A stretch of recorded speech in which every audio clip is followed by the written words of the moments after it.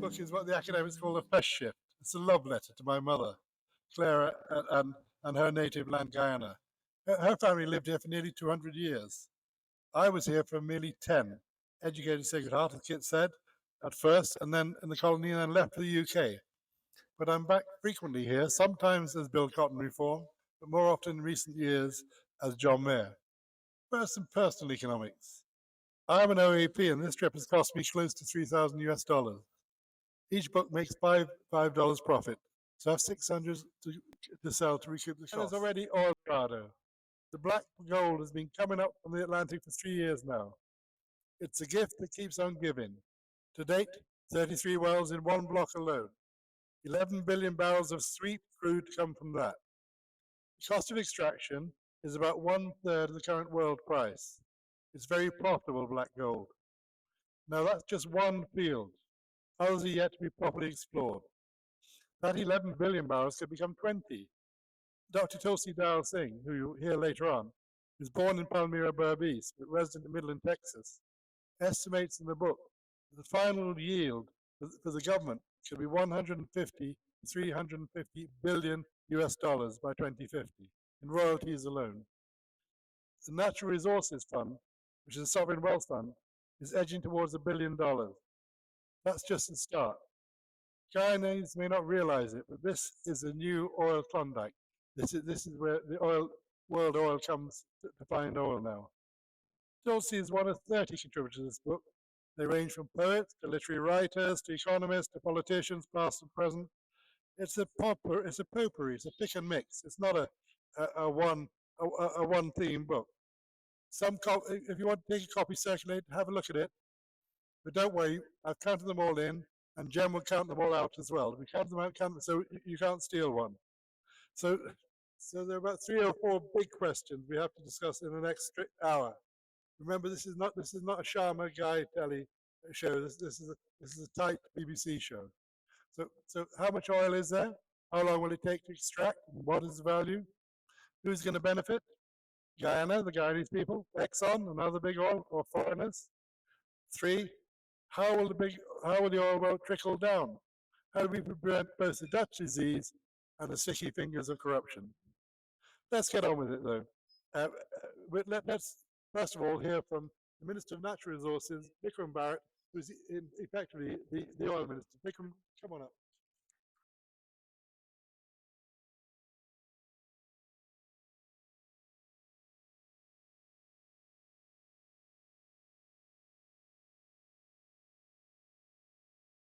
Thank you. Good afternoon. Let me first of all recognize my senior colleague, former Minister of Home Affairs, former General Secretary of our party, and also current GCOM Commissioner representing the government of Guyana, Mr.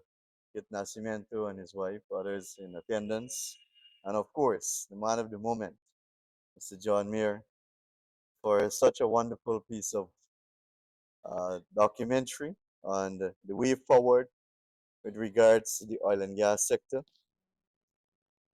I know that there's been a lot of attention on Guyana merely because of our oil resources of recent, because we always question, especially of recent, the question is, why is it that we haven't been getting so much investors coming to our countries before? Because we always had all of these natural resources. 86% of Guyana is forest, 1,000 different species of wood, some of the best in the world. We have so many minerals, gold, diamond, manganese, bauxite, silica sand, and some of the best quality in the world in terms of natural resources. We are located, our position is to our advantage with regards to our location just off the coast of South America, access to the Atlantic, only English-speaking country in South America, the ease of doing business in Guyana, and the willingness of the government to accommodate investment and investors. So all of this would have been working for Guyana over a number of years. But yet, of recent, we have seen a number of investors flocking our shores, primarily because of our new resource, oil and gas. It is a fact. We cannot shy away from that. We cannot shy away from that. But we, as a country, we want to use this resource to stimulate growth and investment in the other areas. And I believe we are in a good position as a country. We are in a good position as a government to ensure that we divert and we encourage investment in the other sectors too, other than oil and gas. Because in order to truly realize the benefits of oil and gas, the other sectors are critical to support this industry. And I'll give you one example, agriculture. Recently, we passed the local content legislation. And if I may say, we are one of the few oil producing countries in the world with a local content legislation. Even though we are probably one of the newest oil producing nation in the world, we took that bold step to have a legislation in place and not a policy. It was to ensure that Guyanese and Guyanese businesses benefit from this new sector. That was the only reason behind moving the legislation. It was never intended to keep out investors. And in that legislation, Schedule 1, there are 40 carve-out areas of services that we believe we have the capacity, the ability, and the necessary skill set to offer to the oil and gas sector. And one of those services speaks to food, the supply of food. 75% of the food that goes offshore or is purchased by oil and gas companies must be from local producers. Must be from local producers. I'm just giving you this example to show how the oil and gas sector is stimulating growth in the other sectors because agriculture, for example, and that is why we've been placing so much emphasis on agriculture. Because in order to provide 75% of the food to the oil and gas companies, it means that we have to expand our agriculture sector. We have to produce more, basically. And that is just one example. If we look at tourism, that is another example. Whether people come to invest, whether people are scouting our country to invest, or whether they come for meetings, it's all considered as part of tourism because they contribute to our economy as soon as they come to our shores. So because of oil and gas, we have this amazing opportunity to develop all the sectors in our country. And in Mr. Mir book, it speaks to the resource course. It points to the Dutch disease. And we have known a while now that these are issues that we will have to deal with as a new oil producing nation. And these are issues that we have to look at and ensure that we don't make the same mistake that other oil producing countries would have made. And just around us, our neighbors, we can see the mistake that they made. Closing down sugar estate in Trinidad, for example. Little or no production in agriculture or in the mineral sector in some countries because there was this inflow of wealth from the oil and gas sector, which I must say is quite lucrative. It's quite lucrative, especially with the price of oil where it is today. So many countries in the past would have succumbed to those mistakes and end up having to deal with the Dutch disease and the resource course. We realized very early that to ensure that we deal with these two issues, one, we have to ensure we grow the non-oil economy. We have to ensure that we grow our non-oil economy. And Guyana is a blessed country. Guyana is indeed a blessed country. There aren't many countries in the world that is producing oil and gas, but is also producing manganese, bauxite, gold, diamond, copper soon, and so many other minerals. There aren't many oil producing countries that can produce 500 thousand cubic of wood every year from its forests and maintain a deforestation rate as low as 0.05%, probably one of the lowest in the world, probably one of the lowest in the world. So we are a blessed country, and we have to ensure that we develop all the sectors and not only focus our energies and attention on the oil and gas sector only. Secondly, we realize that oil can be a blessing and it can be a curse, as stated in Mr. Meir book, The Resource Course. But oil can be a blessing or a curse depending on how well you manage the sector. It depends on how well you manage the sector in terms of transparency and accountability and how you spend the revenue that flows from the oil and gas sector. If you don't have a proper plan or a proper framework in place, then you're definitely heading to that resource course that is mentioned in that book. And that is why, as a government, when we took office, we said that we're not going to spend any oil revenue until we amend or change the Natural Resource Fund Act. Because that act was passed in 2019 after the no confidence motion without the opposition in parliament. And we weren't satisfied with the act either because it didn't argue well for transparency and accountability when the Minister of Finance dictates how much money flows from the Natural Resource Fund into the national budget at his whims and fancies, or as he pleases. We believe that there must be a formula, a simple formula, that any Guyanese looking at the Natural Resource Fund Act will know that in 2022, $126 billion will flow from the Natural Resource Fund into the national budget. By looking at it, we will know that in 2023, X amount will flow from the Natural Resource Fund into the national budget, and likewise 2024.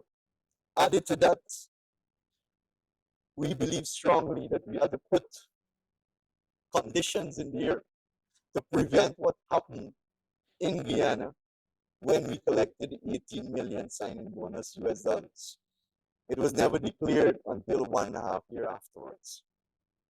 So we realized that we need to put safeguards in place to ensure that there is proper accountability and transparency moving forward.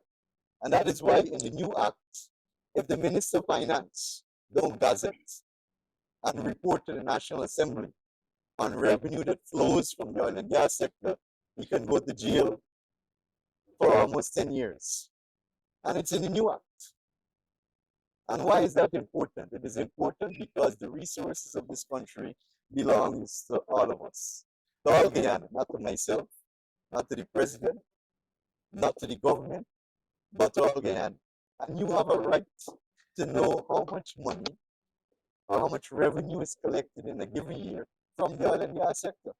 And the Minister of Finance, he has that responsibility to report to the people of Guyana how much money is collected. So at the ending of this year, any Guyanese, regardless of where or anyone in the world, you can just go online and you can check all the gazettes. And you can add down the total and you will know how much money was collected from oil and gas in 2022. And you will know how much also flowed from the Natural Resource Fund into the national budget and what is the balance. And that is the kind of transparency and accountability we promise. That is why we were strong in our conviction that the Natural Resource Fund must be amended before any money flow out of that account. Out of that account. Now we are preparing for bid rounds for new offshore blocks. Obviously, we'll have to put better fiscal terms in those agreements, the exploration agreement and future production sharing agreement. So when companies are bidding on blocks, they will know exactly what Guyana is looking for in any new agreement. And obviously that would have to be better, way better than we have agreed to. Not we, but the previous government agreed to in June of 2016 when they signed the Stockbrook PSA. That is a 12.5% share and the 2% royalty. We have said that over and over that Guyana deserves a better take, and that in future production sharing agreement, we will ensure that Guyana earns more from its oil resources. But moving forward, and the book speaks to a very important, a very important discussion that is resonating throughout the world today, and that is climate change. That is balancing the exploration and production of natural resources against the preservation and protection of our environment and cutting emission. Luckily, Guyana, as I said earlier, Guyana is a blessed country. 86% of Guyana is forests. When many countries are debating when they will be net zero, today we are proud to say Guyana is net zero. And as a government, we are working towards cutting our emission even further, even further. And how will that happen? The Low Carbon Development Strategy 2030 outline the government plan with regards to its energy mix. Moving from these old engines at Kingston that use HFO and diesel to produce electricity, we are moving away from that to a gas power plant. And that will cut our emission for power production by almost 70%. By almost 70%. And then our plans towards moving to hydro. Our, not plans, but right now our projects, our solar farms project that we have in Escribo, in Linden, in Borbis, under construction. Our mini hydros that we have under construction right now in Kumu, Makumako, and a few other areas in the interior. So even though we are in the negative, as a matter of fact, we are not net zero, we are in the negative. We are not a producing nation. The government is still putting plans and systems in place to ensure that we cut our emission even further to compensate for the new developments that will come. To compensate for the new developments that will come. There are many around the world who would say to us, stop your oil production, save the world. But then we can't be the good Samaritan of the world every day while our people are looking for a better life. We have to ensure we balance the economics with the preservation of the environment. And I believe we're doing a good job at that for a small country. I believe as a small country, we are contributing significantly to save the world or act as the lungs of the world. Many other countries who are telling us to stop producing oil, they should follow our example. They should start afforestation because those are the ones who cut down their forests. In some parts of the world, there is no virgin forest in place at all, while we still have almost 90% of our virgin forests standing today. And the very people who are telling us that we need to save our forests, they don't have a single virgin tree in their country. Whatever you see is what was planted back. What was planted back. So they need to take an example from us as a small developing country. And I'm happy that Mr. Mayor wrote about that very important issue in his book. Because you cannot talk about production and oil and gas and totally ignore the environment and climate change and cutting emission. That is why we have been so very careful. Many people have said, oh, we should have already built a refinery. And then some countries are telling us, don't build a refinery. But whether we like it or not, when we sell our crude, it will be refined somewhere in the world. And that emission affects the entire world. It doesn't affect that country alone. So if we build a refinery in Guyana, whether it's refining in Guyana, in India, in America, or China, or wherever, it affects the entire world. It doesn't affect Guyana alone. So there are many who want to stagnate our development. There are many who are using the issue of emission and climate change to prevent us from truly enjoying the benefit of our newfound resources. But we would like to say to them that we will not be daunted. We will continue our exploration and production in a responsible manner. while keeping our forests intact, while ensuring that our deforestation rate remains one of the lowest in the world, and while we're making preparations to cut our emission in power production and to even go further down negative in terms of emission. So I will say that as a country, we should be used as an example as an oil producing country in the world. And I think Mr. John Mayer must be commended for taking this initiative of Oildorado.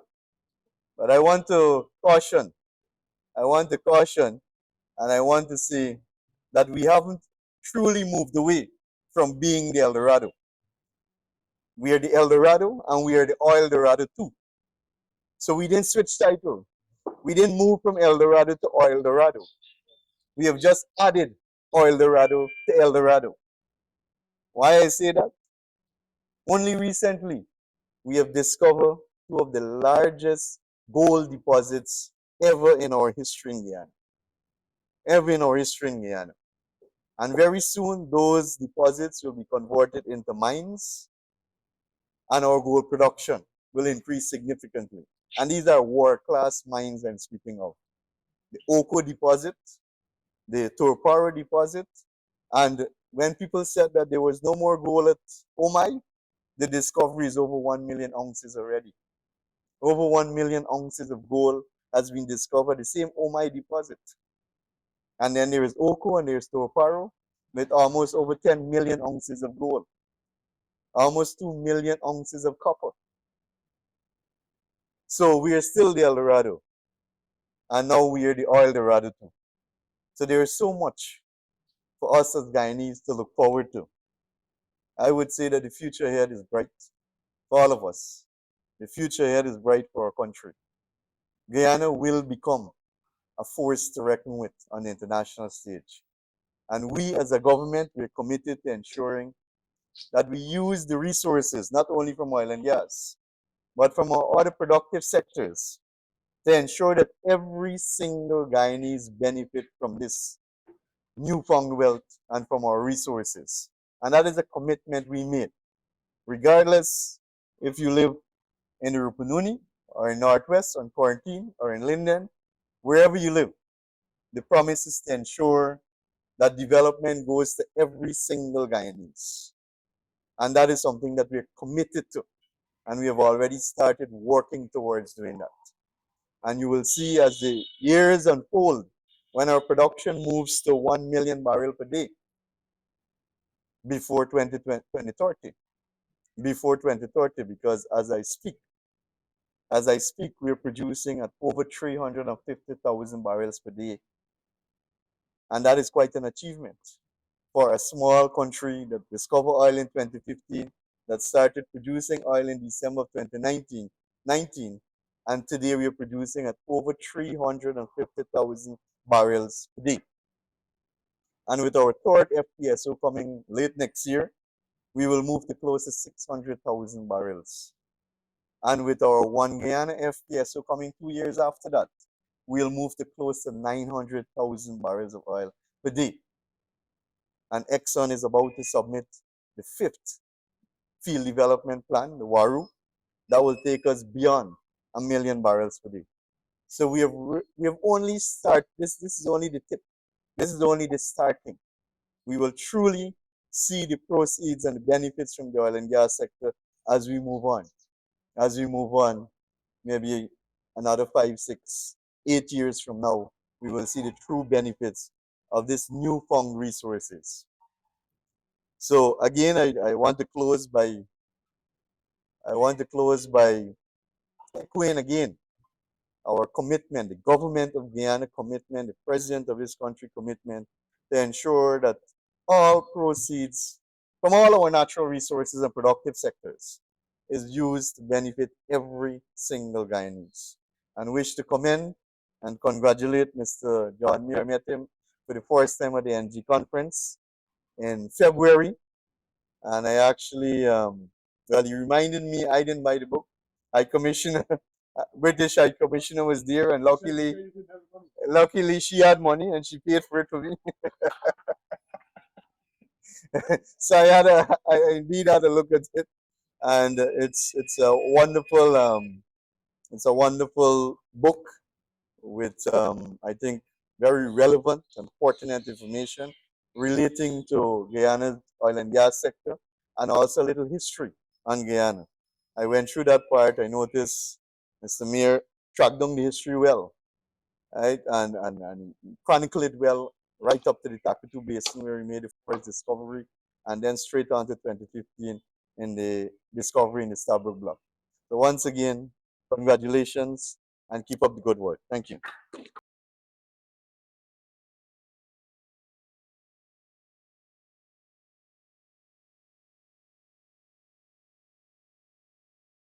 Part of my curriculum.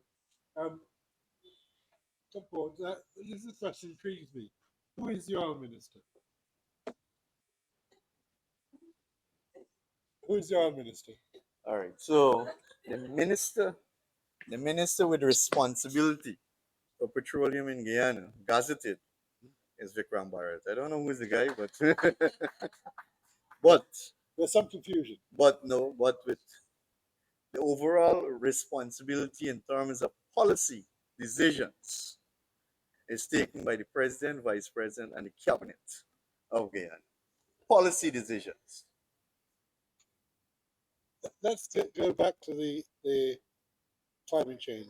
Is there not a contradiction between the LCDS and extracting oil? No, I will not say that. The LCDS speaks towards cutting emission even further. The LCDS speaks to keeping our forests intact. The LCDS speaks towards our energy mix, moving away from fossil. The LCDS speaks towards alternative livelihood in our indigenous communities. So it means less harvesting in the forests. The LCDS speaks to an updated inventory, mineral inventory, so that we don't have people scratching our forests, but they are pointed in the right direction where mineral deposits are. Because at present, there are so many exploration activities which sometimes create damages to our ecosystem.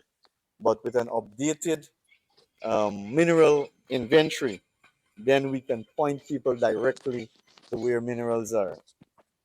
Our National Forest Inventory is another program that will contribute towards saving our forests and keeping our deforestation rate low. So while we want to remain an oil producing nation, we are working on the other side to preserve what we have, our forests, our biodiversity, and cutting emission at the same time. Now, the demand for fossil obviously will reduce. That's a fact. In another 20 years from now, fossil will not be in demand as it is today. But our argument at some point in time, a decision, and I like how Prime Minister Mia Mottley would normally put it over. She said, or her exact words, is that there will have to be answers to a few complex questions.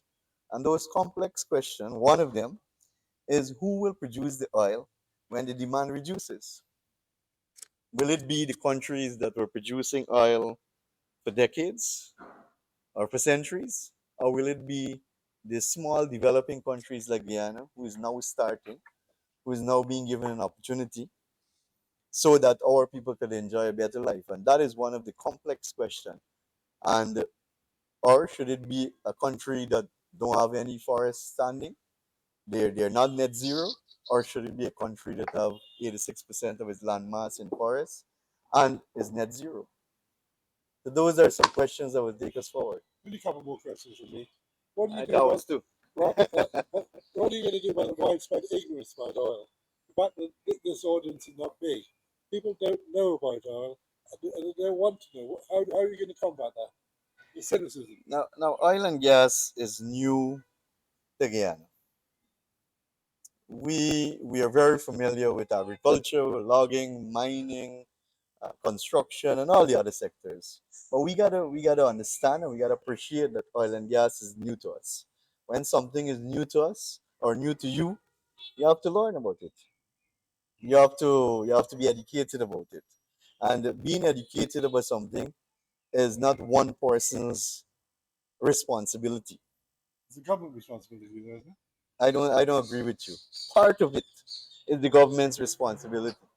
Part of it is the government's responsibility. But the Guyanese, it is your responsibility too, to ensure that you're informed, to ensure that you have access to accurate information, and to ensure that you develop your basic skill with regards to knowing more about the oil and gas sector, because government can do so much.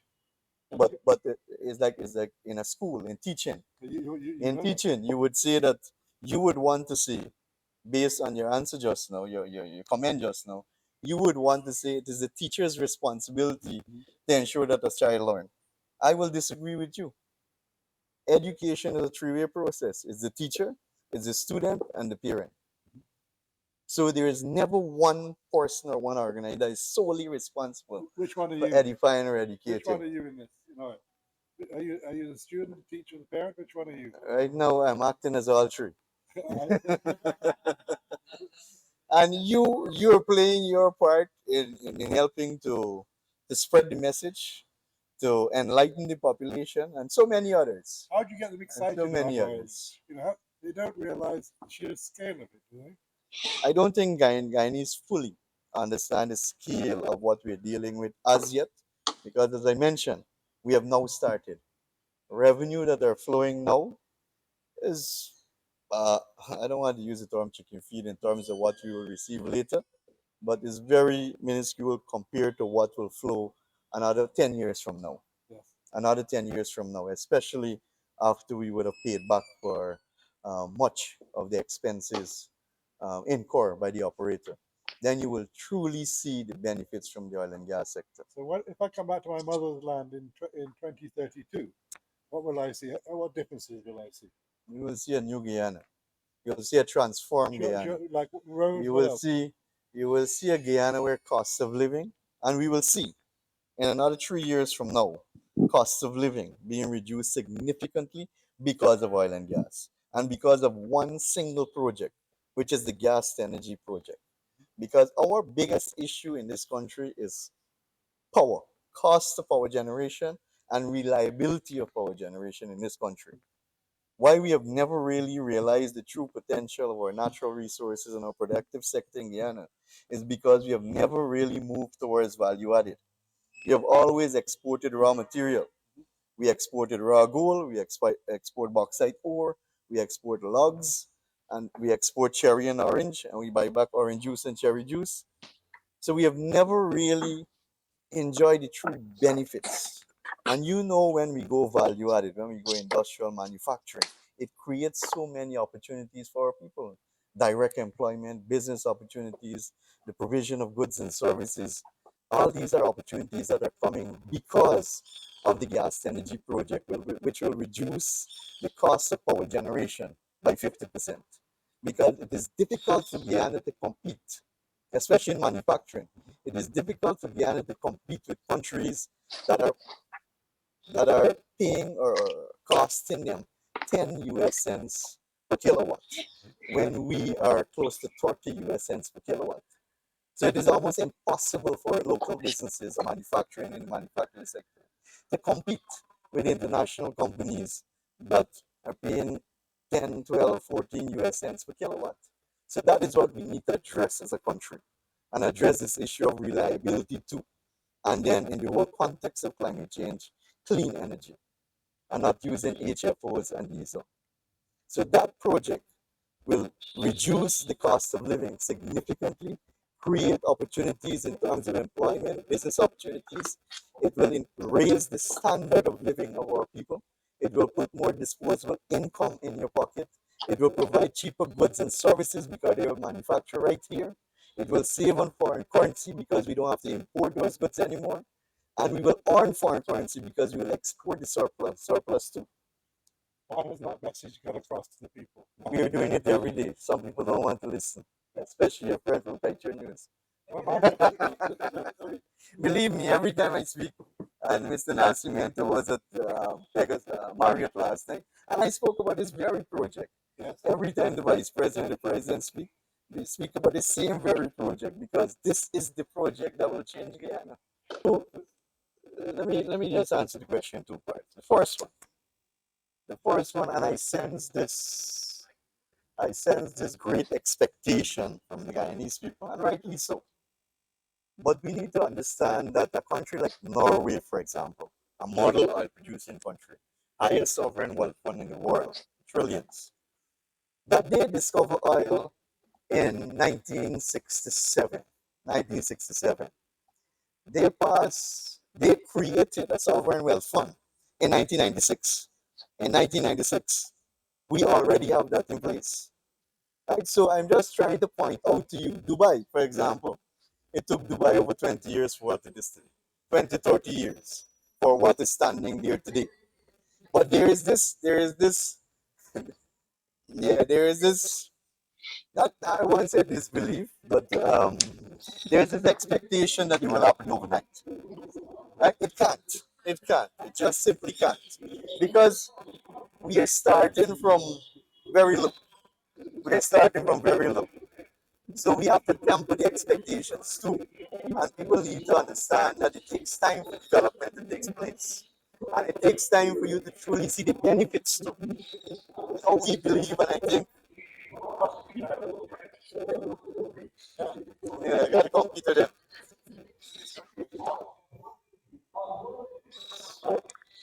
Yeah, we believe that, and I'm a politician like my senior colleague, Roy. So we speak politics. And I believe that I honestly believe, I'm not asking you to, but we believe, myself and Comrade Roy, believe that the last administration sold it so much and they built up so much expectations. I'm sure you can remember the 5,000 US for every household, which was more than we were even collecting from the oil revenue. So they built up some amount of false expectations, and they build up this hope in Guyanese, and this false sense of belief that as soon as oil start producing, Guyana will become Dubai. But Dubai took years, Norway took years to develop. Right? These countries just didn't appear just like that. The Great America took the independence over 200 years ago. Nation. So we need to understand that too. And the other part about foreigners taking away the oil, let us look at Suriname, for example. Now, Suriname, they're moving very slow in terms of moving towards production. Suriname made discovery years ago, but they haven't produced offshore a single drop of oil until today. And based on our knowledge of the sector now, Suriname cannot produce oil offshore before 2025. Maybe they'll be able to produce in 2026 if they make some critical decisions as soon as possible. We have two FPSOs already under construction, even though we have two out here. Suriname haven't started construction on one as yet. No, no, that's not the point. The point I'm coming to is that sometimes we see in the media here and people who overnight turn oil and gas export. I'm not an export by any means, but they got a lot of Guyanese all of a sudden. So you might have to correct yourself to say that Guyanese are not knowledgeable because they got some fly by night exports in Guyana now, right? Who they don't understand that the model in Suriname is different from the model in Guyana. Now in Suriname, yes, Tatsuli, the national oil company, owns 50%. And that is one reason why Suriname cannot produce oil until today. Because Tatsuli, a state-owned agency now, got to find 50% of the capital to invest. They have to find 50 because that's the agreement. If you're 50% partner, you got to find 50% of the capital. Now, where is Suriname going to find 50% to build an FPSO? That costs maybe 3-4 billion US dollars. And additional costs setting up risers, Christmas tree, and everything, the whole apparatus to get the oil out of the reservoir is another $4 or $5 billion. Close to about $10 billion for one development. Where is Suriname or Statsuli is going to find 5 billion US dollars at this point in time to invest? And that is why their production will be delayed. And right now, you cannot afford to delay oil production because in another 10, 15 years from now, oil will not be in demand as it is now.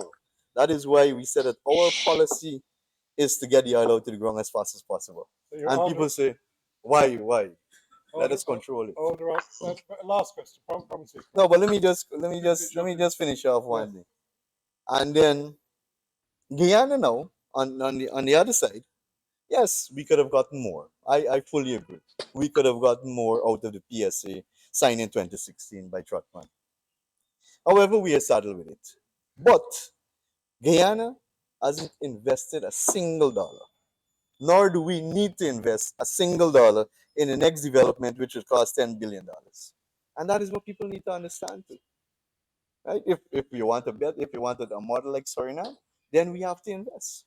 And where will we as a country find 5 billion US dollars for one development? Then we'll have the resources out there, it will remain there, it will become stranded out there, and nobody will benefit. Nobody will benefit. And by the time we can, oil will not be in demand anymore. We'll pay chicken piece for oil, and you can't even sustain the operation because your cost of production is high. That's the reality of the situation. Yeah. Last question. Honestly, I'm going to raise the C word. How are we going to know there's no corruption? How are we going to know you're not going to build a nice big house on the East Coast? Why should the people trust you, not to have sticky fingers? Well, let me just clear up that I am not building any big house in the schools. You sure? Nor do I have intention, positive, 100% positive. And that is why we always make our declaration to the Integrity Commission. So I've been doing so since 2016 when I joined Parliament for every single year. So it is easy to check Right. for all of us. And that's why every single politician or leader need to do that. Unfortunately, the opposition is not doing it. So we got to check how much hours they bill. So that is why I spoke extensively about the safeguards that we put into the natural resources fund so that everyone will see how much money flows from the oil and gas goes straight into the natural resource fund, how much flows out and goes into the national budget. The national budget got to be presented in the National Assembly. You got to get 1 week where the opposition question me or any other minister on expenditure. After that, it is approved. Then the Auditor General takes over. Auditor General obviously have to monitor all the expenditure in the national budget. Then after that, the Public Accounts Committee have to check all the government expenses, scrutinize it, and that committee is chaired by the opposition. That's always been the case in Guyana. So there are so many layers of safeguards against corruption. But the last government hid $18 million for 18 months. And that's why we change it in the Natural Resource Fund. Right. That's why we say that Minister Ashley Singh, if he doesn't declare to the Guyana public within 3 months, can go to jail for 10 years. It's in the new law. It's in the new law right now. Dream or nightmare? Is it going to be a dream for Guyana or a nightmare? Honestly, the last question. It'll be a reality. I would say. A better Guyana is a reality. That's what we're working towards. Thank you. Thank you, Minister, very much.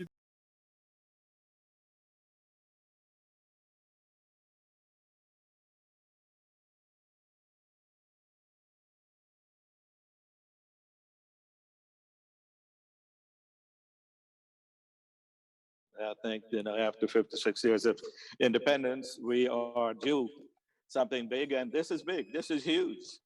I see two things. I see that the number for recoverable reserves will get higher.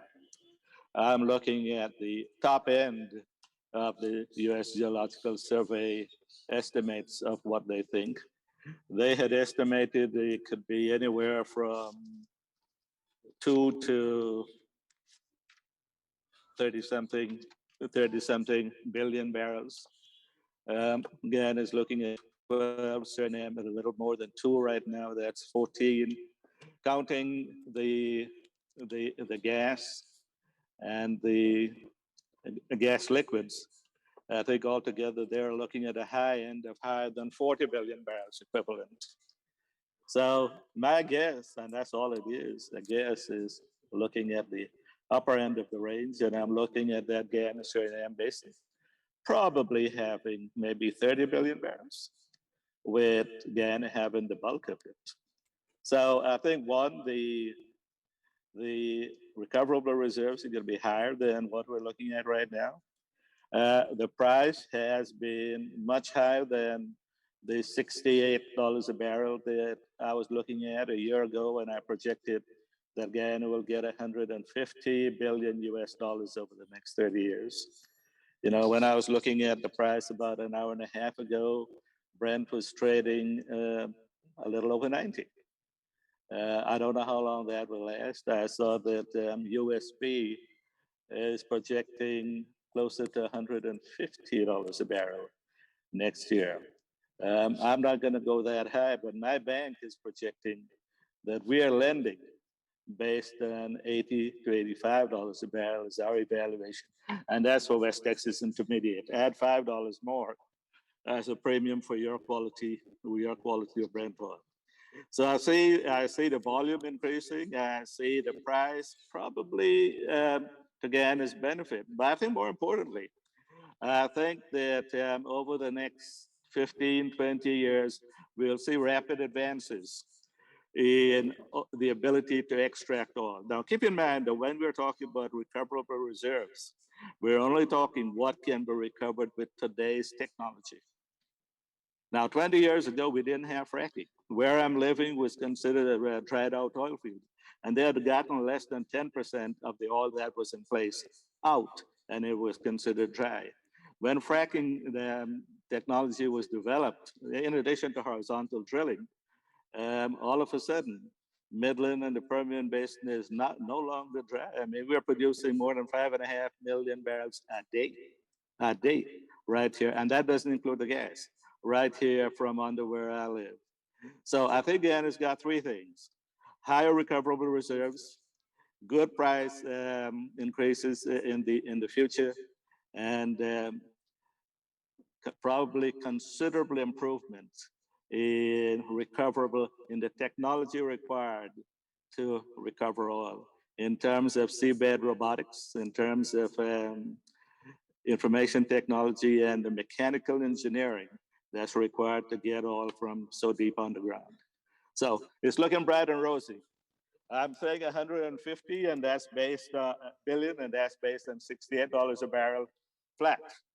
Well, oil is never flat. It goes up and down. But I think that 20, 25 years from now, you're not going to see oil at 65. You're going to see it a lot more. Now, some people say oil will not be required in 20, 25 years. I don't agree with that. I think that we're going to see, at least the U.S. Energy Agency predicts that even by 2030, Guyana will require more than, and the world will still need more than 70 billion barrels of oil per day. And Guyana's oil being so good, so cheap to extract, so easy to extract, will be at the top of the list of people's wants. So the future's bright. Is it Dulcie for Guyana? What lessons are there?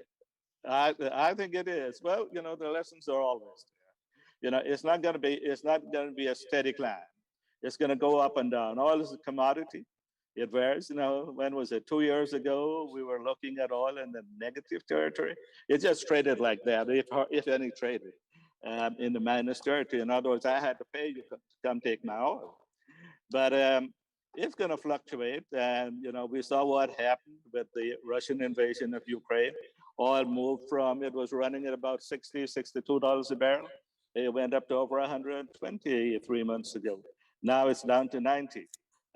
So it's going to fluctuate like that. But the good thing is, Guyana's oil is profitable at even less than $40 a barrel. And that includes not only bringing it up for the operating expenses, but also includes amortizing the capital expenses, that Exxon and their partners are putting in. But yet, Dulcie, you won't invest in Guyana oil. Why is that?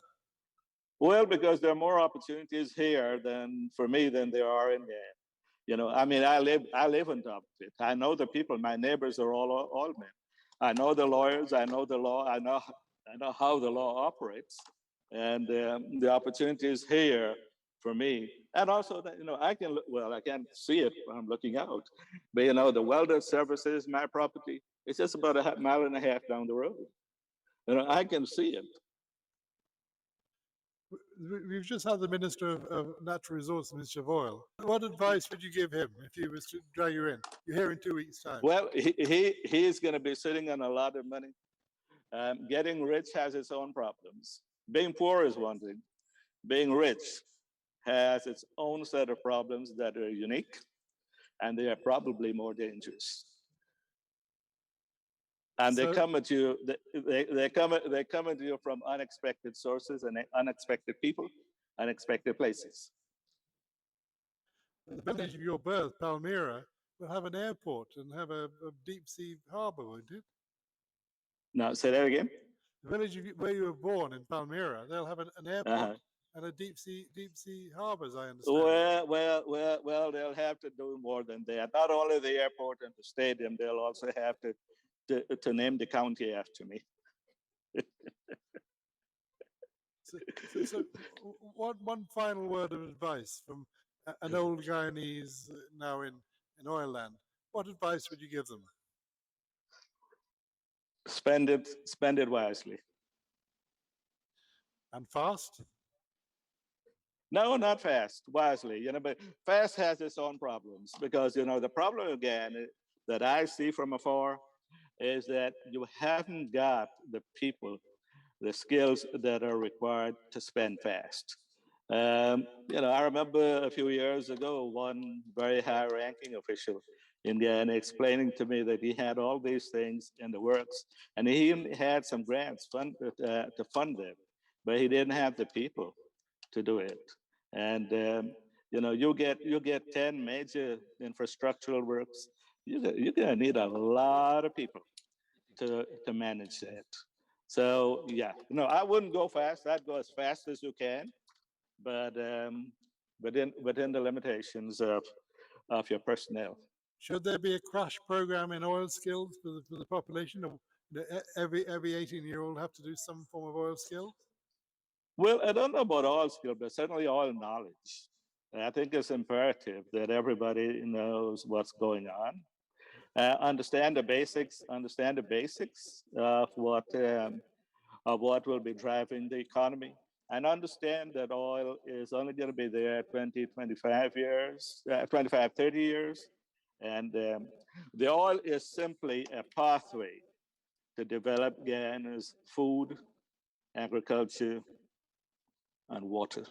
Because the future of the world is not on energy, it's going to be on fresh water and energy production and food production. When you read my chapter in Oildorado, you will see that I had some. Yeah, you'll see that I had some specific ideas for joint development with Brazil, including a half a mile wide transportation corridor from the Brazilian border up to the coast of Guyana. And also, I thought that we should move what is currently our coastal roads about 10 miles inland and parallel to the ones we have, and then connect them. And I've read about your Silica City. I think it's a good idea. I don't like the name, but I think it's a great idea to move the population. And of course, industry is going to follow population, and industry will follow if the gas to shore project comes on stream. Industry will hug the area around Wales, which is about 25 miles inland. So I think we'll see a lot more as you won't be here 100 years, but you'll be here 20, 25 years. And do read my paragraph on what I project Guyana to be like in the year 2050. Now, I won't be here, but you'll be here. And when you read about it, and when in 2050 it occurs, drink an icy soda for me.